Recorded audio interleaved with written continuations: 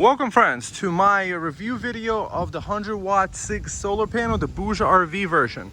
So I decided to get a solar panel on my roof rack, underneath my roof rack, and the CIGS one because these have more bypass diodes, because I'm gonna have a shadow all day, or let's say in the middle of it, so I still wanted to produce some power. And wires, they're gonna actually stretch on the inside.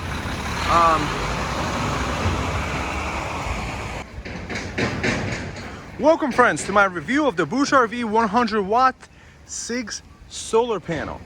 I decided to get a solar panel on the top of my SUV roof. I have a Highlander 2016. This is about the size of the 100-watt panel in there. I measured it. I looked into the 200-watt panel. It's too long. I have maybe about 40-50 inches. You have to measure your own roof, obviously. What's cool about this unit is that it has this peel and stick butyl tape that's to connect it. The only thing that I might be worried about is that there's this little ridge over here that might affect it. So the plan of action is to wash down the roof with soap and water, and then wash it down with alcohol, and then peel and stick and put this panel like right here in the middle, and then cut off those tips and stretch the cord to the inside and connect it to a power bank. I already have other devices. I already have a solar generator in the trunk, so technically I could have the car parked at all times and it could still be generating maybe 20, 30, 40, 50, 80 watts. I'm guessing it's probably not going to be 100 with the roof rack kind of covering it. What's also nice about this unit is that I've seen a guy shout out to Professor Hobotech. He actually put lots of holes in one of these. Check out his video, and it still worked. It still produced the full power. So I'm excited about this panel. I'm just gonna have a battery, 100 amp hour lithium iron phosphate battery in the trunk that's gonna be completely charged up at all times. So in case I ever needed power, I could just grab that and use that for wherever I need it. So that's an exciting upgrade for my car. Also, what I like about this is that it's gonna be kind of like not visible from the side, and it's going to be not something that would be noticeable by most people actually. So yeah, let's get to setting this right up. So I just washed it down with soap and water, and then wiped it down with alcohol, 99% rubbing alcohol. And now we're gonna test fit it and peel off the stick and connect it. This should be actually pretty simple. Now we're test fitting it, and this is what it looks like so far. And I'm wondering, should I start it from this end or start it from this end to peel the stick, peel and stick. Okay, it really doesn't matter. Just peels the same way, and the way that it fits on top is it has this central ridge over here, and it has these two ridges. Center it like this maybe, and then peel it. So I taped up the front a little bit with this Testa tape, which I'm going to remove later to keep it centered. And now I'm going to be peeling this peel and stick to attach it. We're going to be peeling it to attach it slowly. So we taped it up in the front so that it stays centered, and now we're going to be peeling this stuff off. So we taped the bottom so this plastic flap won't come up, because holding it all down at once. And now we're going to be drop it down. That way, step.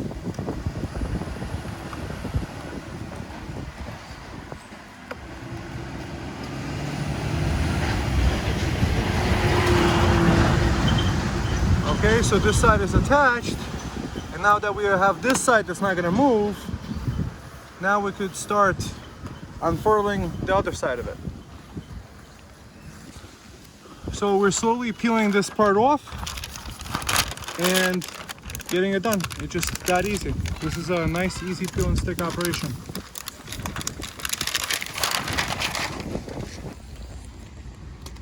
So over the front, we put this Eternabond tape which is an RV roof fixing tape. It's UV resistant, and once you put it on, you can't really take it off. It's super sticky.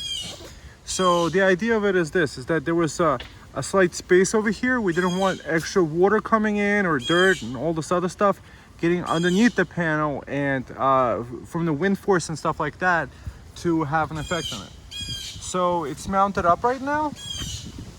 It feels very, very sturdy attached, and I'm excited about it. I'm excited about stretching this cable into the inside. So let's see that next step. So now temporary fitting with the tape attaching over here and to the inside to this channel all the way around this way. So not making any holes. Let's just hope this trunk door closes up. Let's just see. Will this work?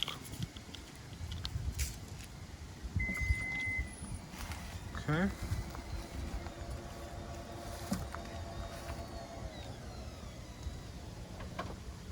Okay. That worked. So since this works, the plan is to... So now the plan of action is to take these two wires and connect them to this, splice it up to this one, and then use a turner bond to connect it. Because though the cable works fine going through here, and we didn't make even a single incision into the back of the car. So that works.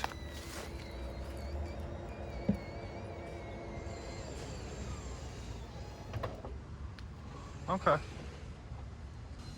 So we first tried this thing, and because this cable is thick over here, we had to use the biggest one, and it didn't hold the wire tight. So now we're going back to the tried and tested, these little circular things to put on the wire and then clip them together. And afterwards, we're gonna cover them up with some of the silicone tape. So let's do this. Silver plated contact thing. Just gonna splice the cables up real nice. Perfect. So this should be tight and not be able to be pulled.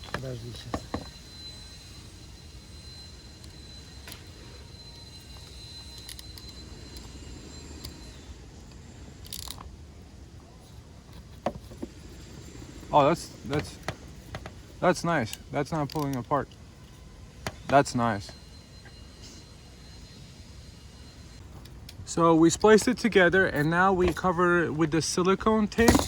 It's actually not sticky on the outside. However, it adheres to itself and is supposed to be UV resistant. So this should be really good for this part of the vehicle. Get some sun on it.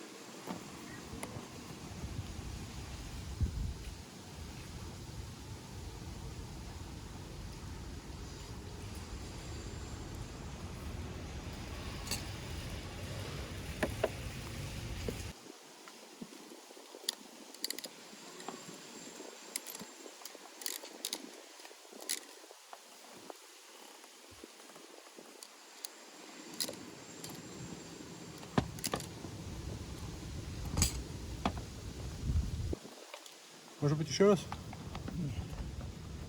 Perfect. Nice connection.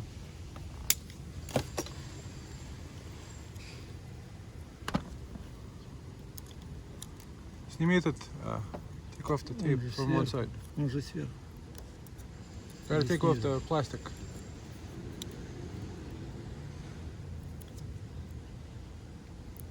The way this thing works is that it sticks to itself. You can't have the plastic on it.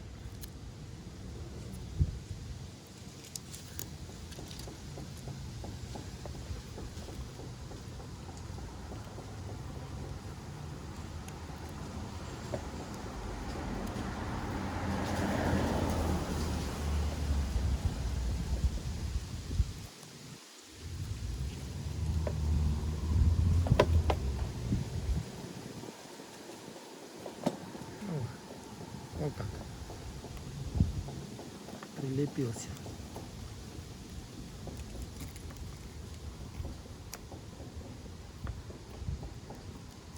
Nice.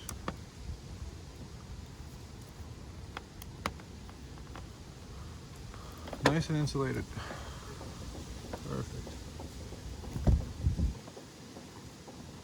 So this step of the process is done. Put silicone over here. Next step is to take that returner bond and make a nice little white covering for this, and then turn it like this maybe. Now we attach the returner bond here, and now it's time to put some returner bond on this side over here. Now that's attached. So nice little running wire. Now it's time to run it to the inside. So this is what we got over here. Is it going from here, completely covered up over here nicely. I like actually this white returner bond tape going on the inside, taped over here and taped at every one of these portions, going to the inside of the cab. So what's nice is that we didn't make a single hole, and we were able to stretch this wire all the way to the inside relatively nicely.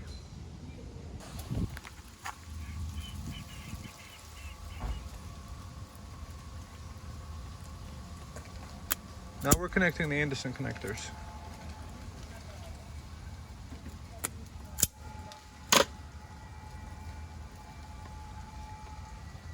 So there's little different types. There's for the bigger wires, for the 10 to 12, 14, and then 16 and above. Now it's time to crimp on the connector. See, there's a 15 one, a 30, and a 45.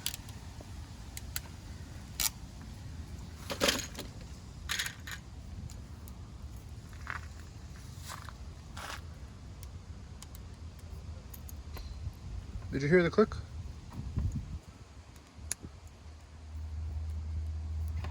Perfect. Connector's done. Now let's see if we can connect it. Oh. Держи меня. Смотри. Now let's connect this to the charge controller. Oh. And then connect it to the battery.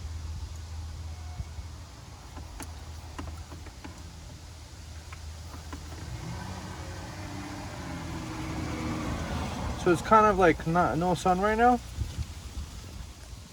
13.3 volts and 0 amps. It is kind of dark outside, so we'll have to test this out tomorrow. So the proof of concept is complete. We got this guy set up. We got the battery pack from before. I have a review video about that. And this charge controller over here. I'll see you in the next one. Thumb up the video, like and subscribe, and the links to some of the stuff is below. All right, friends, see you in the next one.